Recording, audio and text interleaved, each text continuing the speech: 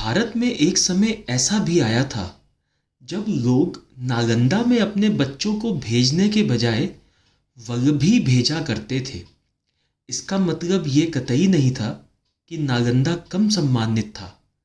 इसका मतलब ये था कि वल्लभी उतनी ही प्रतिष्ठित यूनिवर्सिटी थी।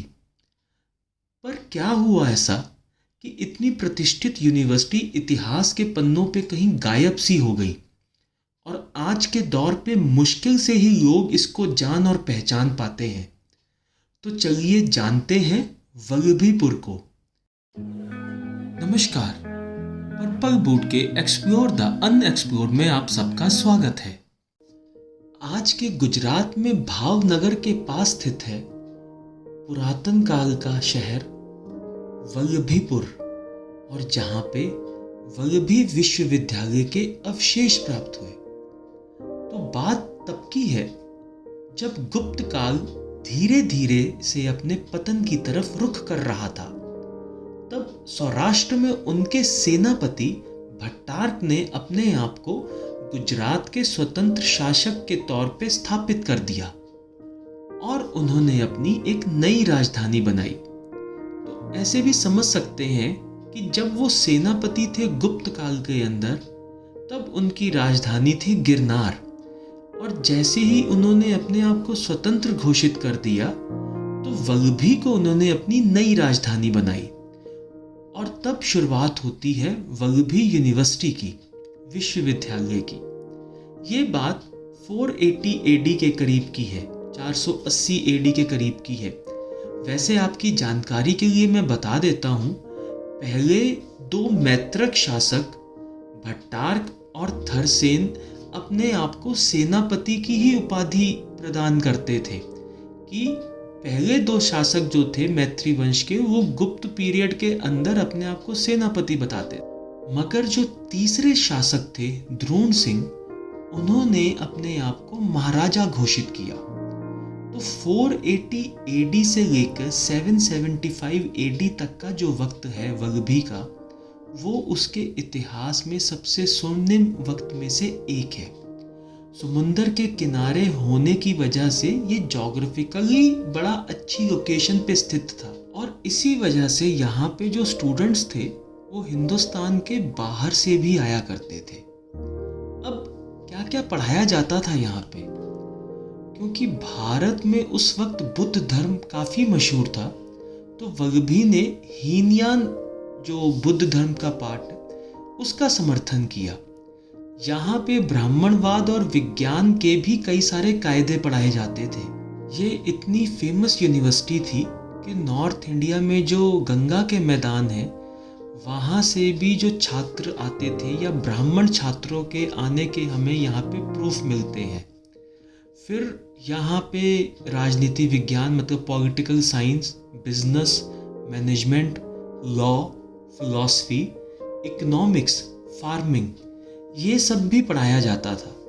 तो इस बात के साक्ष्य भी मिलते हैं, प्रूफ भी मिलते हैं यहाँ पे। इस विद्यालय की एक और खासियत ये थी कि यहाँ पे प्लेसमेंट भी बहुत जल्दी होती थी। यहाँ पे प्रूफ मिला है कि जो छात्र यहाँ से पढ़ के जाते थे वो राजाओं के द्वारा अपनी राज्य की सरकार में सहायता करने के लिए उनको अडॉप्ट कर लिया जाता था, रख लिया जाता था, ताकि वो राजकाज को सुचारू रूप से चला सके।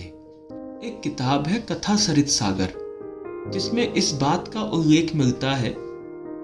वैसे उसमें एक कहानी बताई हुई है ब्राह्मण की, जो अपने बेटों को नालंदा या बनारस की बजाय वल्लभी भेजना ज़्यादा पसंद करता है। हालांकि इस यहाँ पे टीचर्स कौन कौन से थे इसके बारे में डिटेल्स काफ़ी कम है। मैंने अपनी प्रीवियस जो नालंदा की वीडियो है उसमें कुछ डिटेल्स देने की कोशिश की है, लिंक ऊपर आई बटन में आप देख सकते हैं। दो पंडितों के नाम खास तौर पे प्रूफ में आते हैं यहाँ पे। एक का नाम था गुणमती और एक का नाम था स्थिरमती। उनका उल्लेख यहाँ पे मिल जाता है। वल्लभी के पंडितों को विद्वानों में बहुत ही महत्वपूर्ण दर्जा दिया गया था, जबकि ये बौद्ध यूनिवर्सिटी थी। और ख़ास तौर पे बात ये थी कि नालंदा की ही तरह इस यूनिवर्सिटी के मेन गेट पे यहाँ के पढ़ाने वालों के नाम लिखे जाते थे, चिन्हित किए जाते थे। अब कैसे चलती थी, पैसा कहाँ से आता था यूनिवर्सिटी को? तो इसको चलाने के लिए सबसे पहले तो भाई जो राजा जो था वो ग्रांट्स दिया करता था इस यूनिवर्सिटी को चलाने के लिए। उसके बाद यहाँ के जो नागरिक थे, कई अमीर लोग थे, वो यहाँ पे दान दिया करते थे। 480 से लेके 775 तक इस विद्यालय के जो संरक्षक थे वो जो यहाँ के जो राजा थे वो ही थे, और वही इस यूनिवर्सिटी का गोल्डन पीरियड रहा है। 7th सेंचुरी के चाइनीज ट्रैवलर हुइनसान ने इस जगह का दौरा किया था। नालंदा में पढ़ने के बाद वो यहीं पे आए थे। वो अपने वृत्तांत में लिखते हैं कि उस वक्त विश्वविद्यालय में लगभग 6000 से ऊपर भिक्षुक अध्ययन किया करते थे, और उन सबके लिए 100 से ऊपर मठ बने हुए थे। तो इतनी बड़ी यूनिवर्सिटी थी ये। फिर हुआ क्या कि ये यूनिवर्सिटी भी नालंदा और तक्षशिला की तरह विलुप्त हो गई। तो कई सारी थ्योरीज हैं इसके बारे में। एक थ्योरी तो ये है, शिलादित्य सिक्स्थ, जिसे ध्रुव भट्ट के नाम से भी जाना जाता है, उन्होंने शासन किया था लगभग 762 AD से लेके 776 AD तक। एक प्रूफ मिलता है जिसमें मेंशन किया गया है कि उन्होंने आनंदपुरा, जो आजकल के टाइम का वडनगर है, जहाँ पे कहा जाता था कि मोदी जी ने जहाँ पे चाय बेची थी, वो वहाँ से एक अनुदान या वहाँ से ग्रांट जारी की थी वल्लभी यूनिवर्सिटी को। तो इसका निष्कर्ष ये निकाल सकते हैं कि ये उस समय वल्लभी में मौजूद नहीं थे, पर इन्होंने वहाँ से वल्लभी यूनिवर्सिटी को पैसा भेजा, क्योंकि उस समय काफ़ी वॉर की स्थिति थी। आसपास में कई गुज्जर जो राजा थे उनके साथ उनके वॉर्स चल रहे थे। कहीं अपने जो उनके लोग थे उन्होंने भी उनके खिलाफ विद्रोह कर दिया था, और वही मौके का फ़ायदा उठा के 776 में अरबों ने भी सौराष्ट्र पे आक्रमण किया था। कहते हैं कि उन्होंने बर्दा की बस्ती पे कब्जा कर लिया, लेकिन महामारी फैल गई जिसकी वजह से अरबों को वापस लौटना पड़ा। और उसके बाद अरबों के जो खलीफा थे उन्होंने भारत में प्रवेश करने और प्रवेश के प्रयास करने पे भी रोक का फैसला किया था।